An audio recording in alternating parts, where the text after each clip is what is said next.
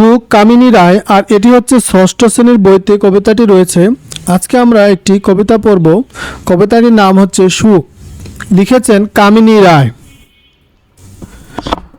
নাইকিরে সুখ, নাইকিরে সুখ, এই ধরা কি শুধুই বিষাদময়? যাতনে জ্বলিয়া কাঁদিয়া মরিতে কেবলই নর জনম নয়।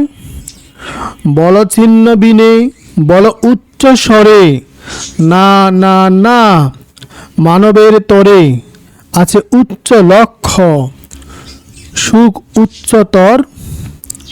না সিজিলে বিধি কাঁধাতে নরে, কার্যক্ষেত্রে ওই প্রশস্ত পড়িয়া, সমর অঙ্গন সংসার এই। যাও বীর ভেসে করো গিয়া রণ, যে জীবনে সুখ লবি না সেই। পরের কারণে স্বার্থ দিয়া বলি, এ জীবন মন সকলই দাও।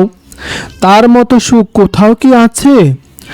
আপনার কথা ভুলিয়া যাও।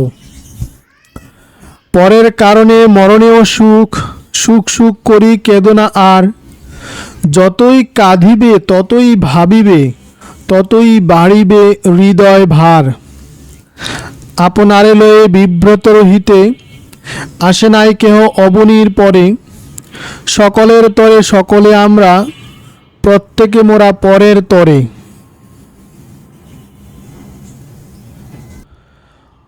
তো এই পাঠের এই কবিতাটির উদ্দেশ্য হচ্ছে আত্মকেন্দ্রিকতা ও স্বার্থপরতা ত্যাগ করে মানব প্রেমে উদ্বুদ্ধ হওয়া।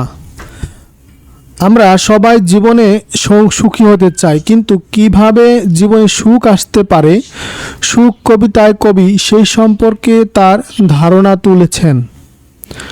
তুলে ধরেছেন।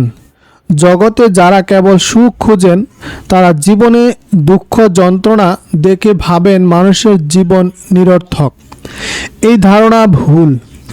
জীবনের উদ্দেশ্য ও তাৎপর্য আরও বিস্তৃত, অনেক মহান। দুঃখ যন্ত্রণা সয়ে সকল সংকট মোকাবিলা করে জীবন সংগ্রামে সফলতার মাধ্যমে সুখ অর্জিত হয়।